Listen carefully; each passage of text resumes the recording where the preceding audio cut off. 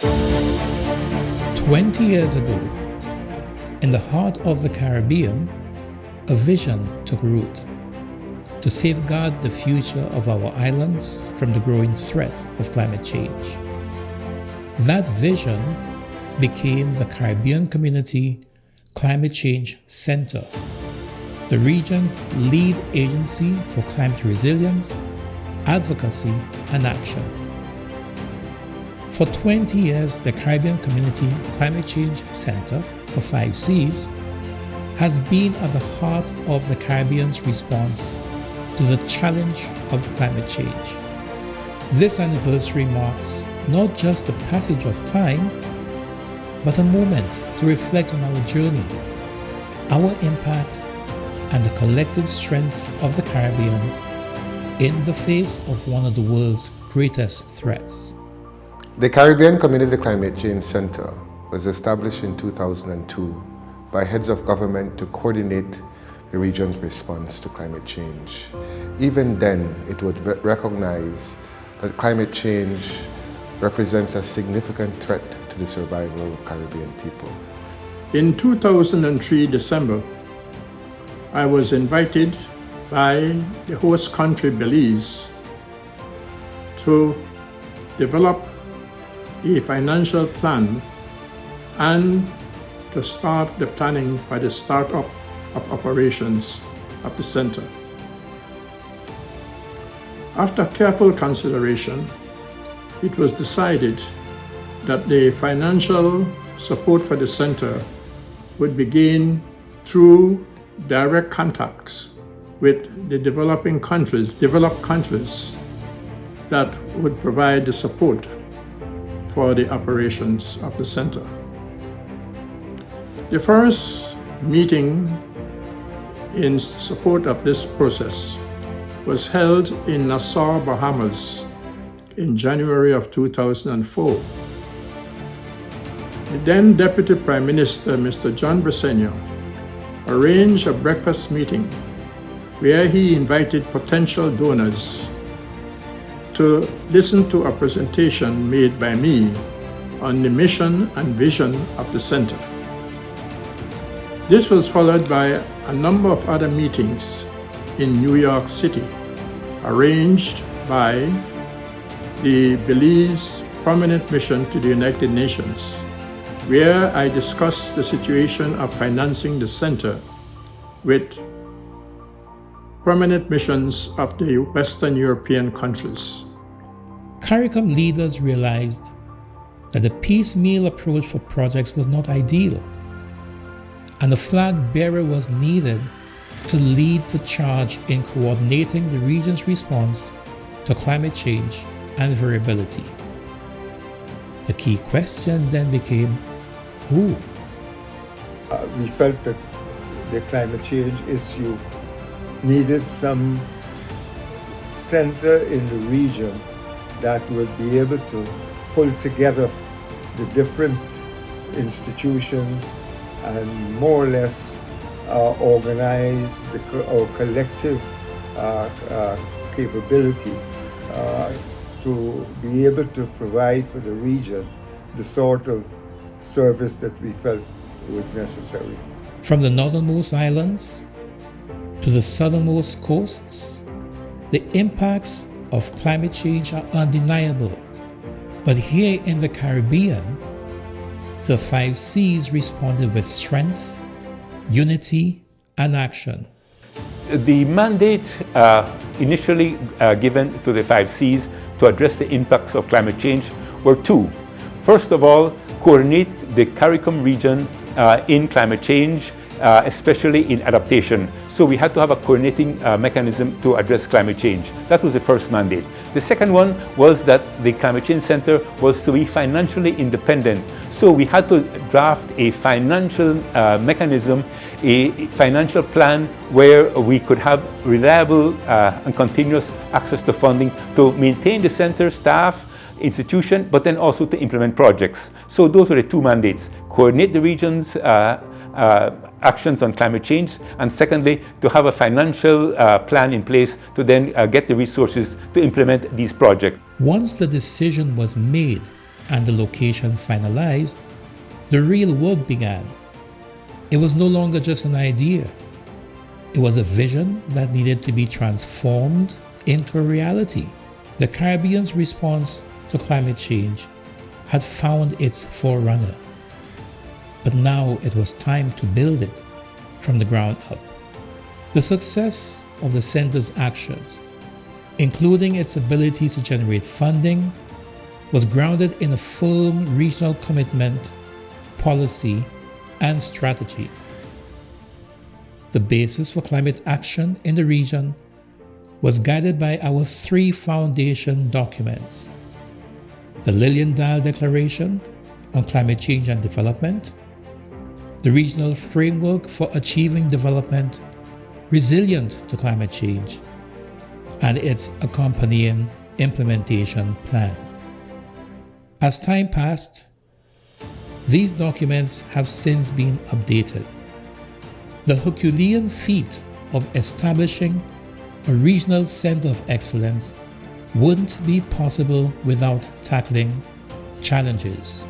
Overcoming these challenges required data and science-driven solutions to mobilize the region's response to climate change through coordination, collaboration, and partnerships. From the start, we devoted a lot of time building partnerships with a view to converting these to lasting collaborative ventures. We developed strong alliances with agencies including UWI, CIMH, SEDEMA, CFRAMP, CARDI, CDB, and CTO. The latter two, along with the UWI, hold permanent seats on the board. But let me also mention the work of the Cuban Institute of Meteorology, with whom we developed a strong collaborative working relationship.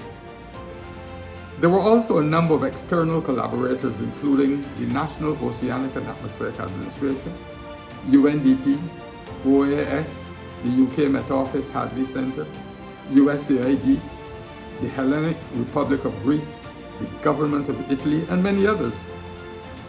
And I firmly believe that these partnerships brought considerable benefit to the region, enabling the Center to mobilize and optimize much needed resources.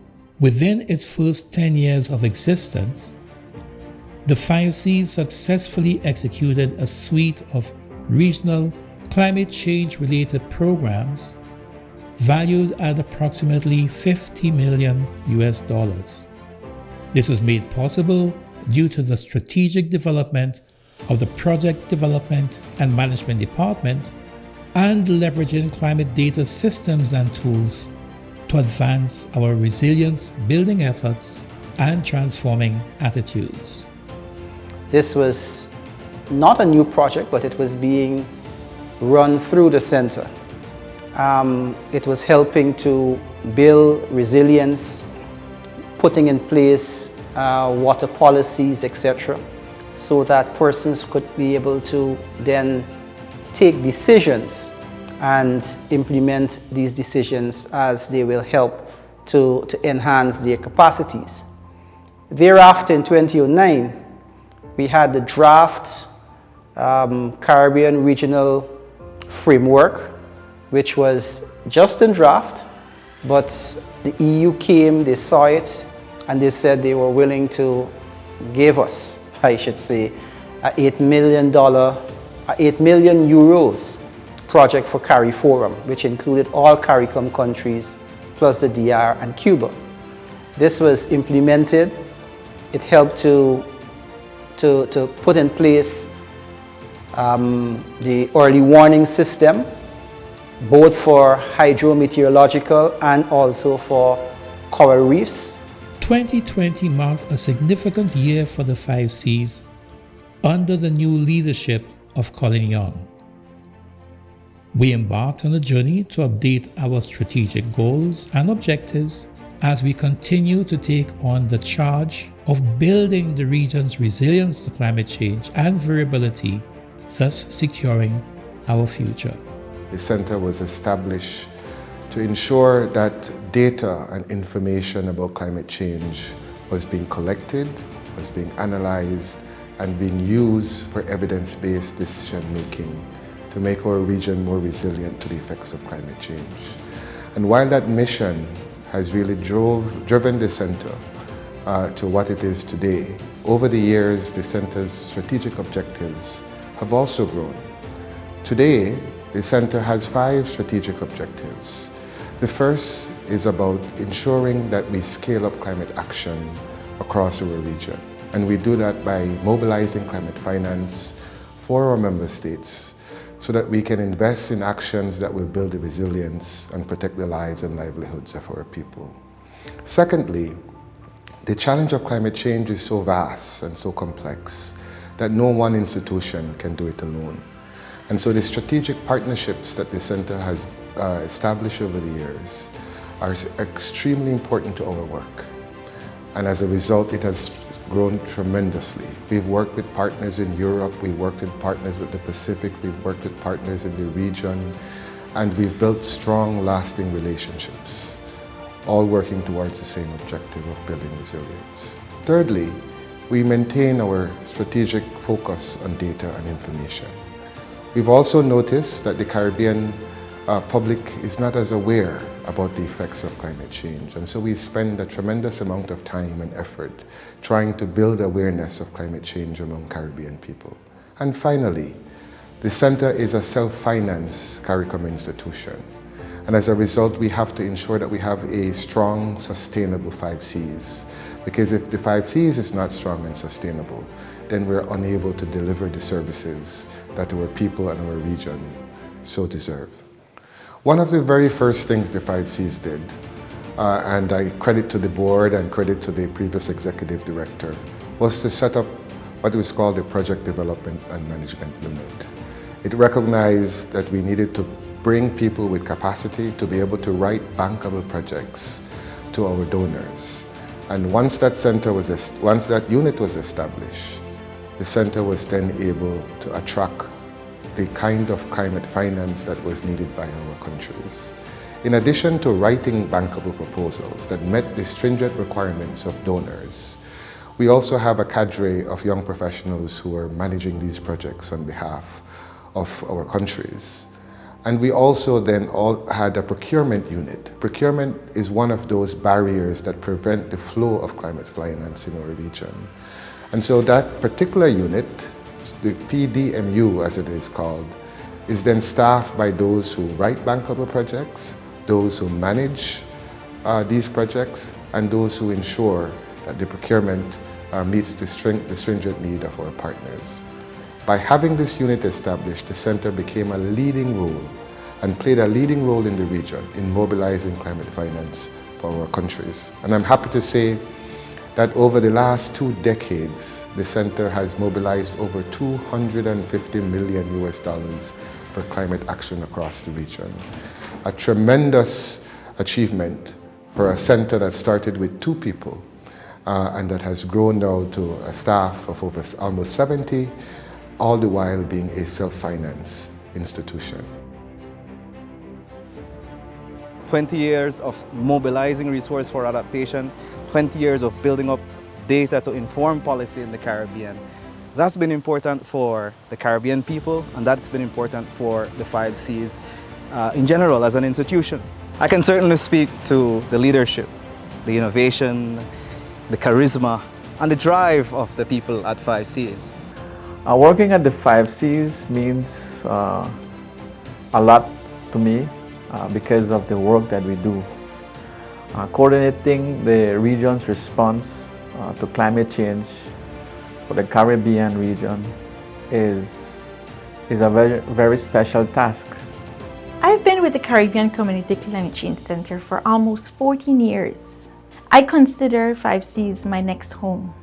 I relish in being a part of this organization that lives up to its core value: accountability, transparency, integrity, respect, excellence. It was important for St. Kitts and Nevis to ratify the agreement establishing the 5 Cs because 5 Cs as an institution represents for us the best opportunity for the Caribbean collaboratively to work towards climate resilience. We are very, very grateful to 5 Cs for helping us pioneer this major project. when 5Cs came to visit the sugar industry, they saw a lot of potential projects. Estamos contentos. Ya la lágrima que teníamos los ojos con nuestros hijos cuando los veíamos muertos del hambre, ya esas lágrimas se van a acabar, ya eso se va a terminar. Ya nuestros hijos se están riendo porque ya vamos a tener agua para sembrar alimentos, tanto para la casa, tanto para el pueblo, para la casa, que no tengan que traer una libre yuca de parte, ni plátano, ni guineo, porque nosotros tenemos tierra, a dónde trabajar. Y ya gracias a Dios y gracias a toda aquella persona que aportó un granito de arena, que Dios le eche la bendición y que me le dé salud donde quiera que se encuentren. The work of the 5Cs has always had one clear goal: to protect and uplift the lives and livelihoods of the 40 million people who call the Caribbean home. The 5Cs has been driving measurable, relevant, and transformative projects and programs across Caribbean member states for 2 decades, strengthening water and food security, advancing climate resilience, enhancing infrastructure and energy systems, and building institutional and human capacity throughout the region. Every project, every partnership, every policy has been rooted in one unwavering commitment. As we mark 20 years of climate impact, we celebrate not just where we've been, but where we're going. The journey continues. The vision remains clear: a resilient and sustainable Caribbean region for all.